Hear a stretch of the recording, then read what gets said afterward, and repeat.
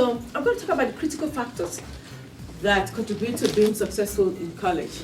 And also I'm going to sometimes ask you for you to share the ways that you can do some of the things that we are suggesting. And this is what the literature is saying. Okay, this is what the literature is reporting. So one of them is peer interaction. So in what way do you do that, or could you do that in the graduate program?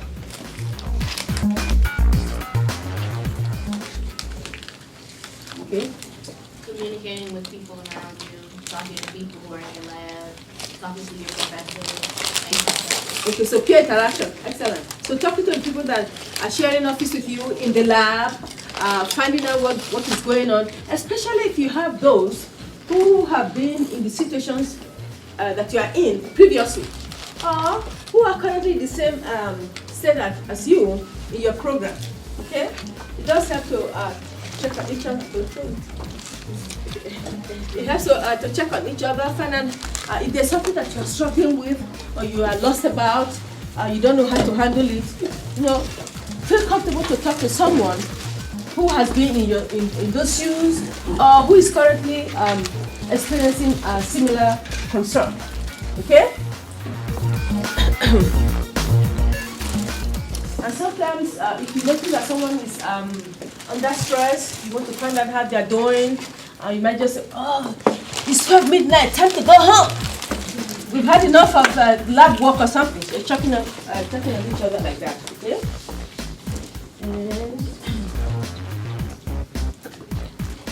So we also have interaction with faculty. Okay? So how does this happen? How do we interact with faculty? It could be a main advisor. It could be committee members, or someone we're taking a class with. It could even be someone in another department. Okay? So how can this happen? Or how can you do that? Is that possible? So this is someone who is going to decide if I pass my comms, who's going to write my letter of recommendation, who might tell me about job opportunities. Okay, so how can I interact with that person? Okay. Sending emails or setting up meetings with them. Okay, good. Sending emails, setting up meetings to be with that person. Sometimes they can inspire us. Okay. Let's say, for example, we are falling behind, and somebody says, "Write this. I need this next week." So next week passes, and then we don't go. We are hiding, right? And whenever we are walking the hallway, we say, "Oh, so that is there," and then we run. Okay. If you send an email or set up a meeting, that will make the time longer. Okay. So we're supposed to have submitted the item last week. 2 weeks we are still running. Isn't that making it even longer? Okay. So you want to set up a meeting, email that person, go meet with, because your professors are also human. They do realize that certain things can get in the way of you being able to do what you are supposed to be doing. It could be that you are at a loss, something personal happened, so they will understand. Okay. And some of the examples that I've shared earlier, for example, I said your faculty members, your advisor, your committee members, or your main advisor is the person who is going to hopefully write you a letter of recommendations. They are going to tell you about opportunities, postdoc, or for you here, even if you're thinking about going to another program somewhere else, they might have a colleague there. They're the one going to tell you, you know, this person is doing research or work in your line of interest or your future interest, and they'll try to connect you with that person. So it's important that you try to have some kind of relationship with faculty. This is very, very, very, very important. Okay? So next we have staying engaged. What does this mean? This is very broad. What am I referring to when I say staying engaged? If you decide to go into a program or you're currently in the program, how do you stay engaged? Are you all engaged? How do you stay engaged? Okay? Like, for instance, for prep, you attend all the meetings that you're supposed to attend. Okay. You talk to the advisor that you're supposed to be talking to. You stay up with deadlines and things like that. Excellent. Good. You want to stay engaged, like you said, activities in the department, okay? When you do that, when you stay engaged stay engaged with activities in your department, that contributes to you building a sense of belonging. You are now a member of that community, okay? And it also contributes to your professional development, okay? I'm going to give you an example. So they might send you an email, oh, you know, we have somebody interviewing for this position, and we'd like for some of you to attend. And somebody's going to say, well, what does that have to do with me? I'm not going to have time for that. It does have a lot to do with you. Because before you know it, you are going to be in that kind of a position. So when you do that, it's okay, you attend that a candidate's presentation, you have an idea on how to present yourself, how to present, communicate about your facts or the project that you are working on, okay? And before you know it, the search committee might actually call you. Say, you know, what did you think about this candidate? Okay? With that, you are not showing, I belong to this department. That's how you build a sense of belonging, okay? And you also develop professional skills. Okay, you're learning how to attend interviews, how to talk about candidates in a professional way, and it's going to be helpful whether as you prepare to go into doctoral programs or professional schools, or in terms of your future career. Okay, so it's very important to stay engaged in that way. Other ways that we stay engaged in a program is making sure that we are balancing our time between academic work, social life, and professional life. Okay? It's very, very important. So if you decide to go to a PhD do a doctoral program, or decide to go to a professional school, that doesn't mean that the rest of your life shuts down. No. You're still going to have relationship that you had previously, or that you are developing. You're going to have friendships. So it's very important that you learn how to balance your time between your work, social, and personal life. So time management, it is very, very important. That's going to determine how you're able to keep up with your work. Okay, I'm going to give you another example. This is a recent one that I found. So let's say you're doing your undergraduate studies, you were registered for 15 credit hours, okay? So at most, that probably required that you spend 15 hours outside of the classroom, doing homework, or studying, right? But in graduate school, if you are in class for 3 to 6 or 9 hours, it's going to require 40 hours. 40 hours outside the classroom work for you to be able to do well. Okay? So you see, time management is very important. Okay? And nobody's going to be at your back. You are now responsible for your progress. Okay? So time management is very important. And we encourage you to attend whatever activities are associated with your discipline, whether attending conferences, lectures, seminars. You might say, oh, I don't want to go to that seminar, I don't have time for that. You might learn something, or you definitely are going to learn something from attending such seminars that are offered within your department, or even in the college. Okay? Any questions so far about that? Staying engaged is very important.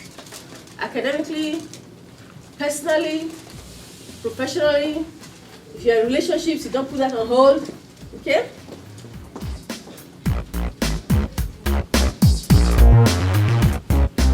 Support system, I talked about that earlier. Okay? Make sure you have a support system. You might say, oh, I'm too busy, I cannot call Peter back, I cannot call Anna back or something. Okay? I cannot say that enough. If you have relationships, you want to make sure you maintain them, make sure you have time for them. If you don't, we encourage you to connect with someone.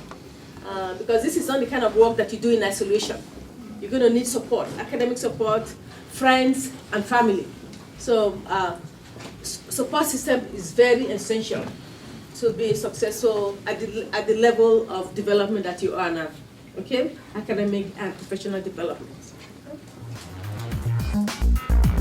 Okay, so we're going to talk about managing stress, how to manage stress. Has anybody here ever experienced stress in any form? Has anybody? Okay. So we all know that stress is a fact of life. Okay? So these are some of the things that we suggest that you do to manage your stress. Okay? You want to learn to relax. Okay? Because if you keep going and going and going, you can burn out. And when we get burned out, to discouraged, and then we can throw in the towel. So we have to make sure that we have some time to relax. Woo, sleep, is that important? No. This is overrated. Yeah. It's very important, okay? If you don't get enough sleep, you're going to find that you won't be as productive as you know you're capable of being. You're going to be tired. It's all natural.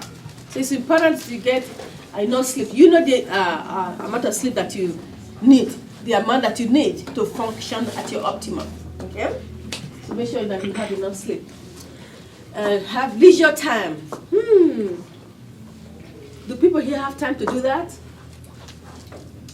What are some of the things that you do for leisure? Just share. Huh? Did I hear somebody say something? What did that say now? What do you do for fun when you have time? I would hope you have time for that. Sleep. Paint. Huh? Good, paint. Painting or drawing, okay? I have lots of things here for all of you to do. Who's a paint? So these are hand sanitizer, see? They're really cool. Put that in your backpack. You know the flu season is coming up. I have my flu shot today. Okay. So I want to make sure we are organized. When we are organized, we can keep track of all of our activities, and that also determines the extent to which we are successful at balancing our time between our academic and social and personal activity. It's very essential. Okay. Time management. Talk about time management. Physical activity. Make sure you have time to do whatever you enjoy. If it's walking, swimming, if you are fortunate to have a pet, make sure you have time to walk your dog or play with your pets. Okay? I talked about prioritizing already. Have time for reflection. Just sit down, think about how things are going. It's not a beat up session. It's not time for you to sit down and be beating up yourself. You should have done this. Oh, if you did this, no? Things will be different or won't be as the way you prefer. So just reflect, and hopefully when you reflect in a non-judgmental way, that's what we refer to as mindfulness. You're more likely to be able to come up with options or different ways of handling the situations. Okay? What's your habit? Okay? You know what I mean by that? Okay, everybody's more than 21 here, right? Okay? So we're not saying don't drink, but we don't want you to overdo that. We want to drink excessively, okay? We discourage substance use or abuse, and I talked about that earlier when I talked about support system, talking with friends, people that you feel comfortable with. Okay, so these are some of the ways that we can manage stress. Any questions about that? Okay, I have handouts. Okay. I have a question on prioritize. Take a day in the life of a graduate student. Okay. All the things that they'll probably encounter during that day. How should they prioritize? Right. So prioritization or prioritizing will depend on what your goals are. Okay? So do I want to do well enough to go to a certain type of school? Okay? So do they want me to be able to demonstrate that I can do research or whatever? So when we prioritize, we want to take into consideration what's important. So whatever is most important, we make sure we have time to do that on a daily basis. Okay? We're not saying don't do other things, but your goals determine how you prioritize your use of time. Okay? So if you have things that are, let's say, let me give you an example. So we have 3 items that are due this week. Okay? and by Sunday or Saturday, there's something that is due on Monday, and then the one that is due on Wednesday. Which one are you going to spend more time on? Or which one are you going to address first? Which one? Monday. The easy one. The easy one. You can do that too. Okay, does that So it depends on what your goals are, what's more important. You spend time on what's most important at that point in time. Yeah? We're encouraged to seek assistance when needed. It could be your faculty members, your main advisor, friends, your support system, and we encourage you to use available resources here at Virginia Tech. So,